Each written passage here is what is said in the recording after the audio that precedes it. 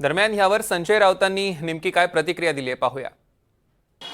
विधानसभेत या विषयावर प्रश्न विचारले गेले की ह्याच्यावरती चौकशी होऊन गुन्हेगारांना शासन आणि त्यानंतर कायदेशीर कारवाई करण्यासंदर्भात विधानसभेने एक आदेश पारित केलेला आहे। हा कागद माझ्याकडे विधानसभेचा महाराष्ट्र विधानसभेने सांगितलेलं आहे या संदर्भात कायदेशीर कारवाई होऊन चौकशी होऊन पूर्णपणे त्याच्यामध्ये शासनाला अभिप्राय सादर करा।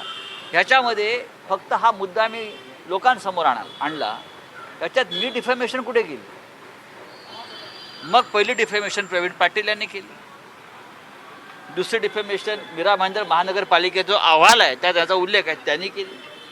प्रताप सरनाईक आमदार आहेत भाजप बरोबरचे आज, त्याने एक पत्र लिहिलं आणि हाच आरोप केला, त्याने डिफेमेशन केली। राज्याच्या विधानसभेत चर्चा झाली, त्याने डिफेमेशन केली।